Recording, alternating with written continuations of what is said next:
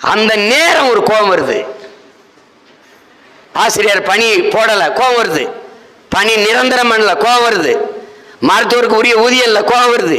செவிலியரா பணி நிரந்தரம் பண்றோம்ட்டு பண்ணல, கோபம் வருது. விவசாயி உரிய விலை நியமிக்கப்படல, கோபம் வருது.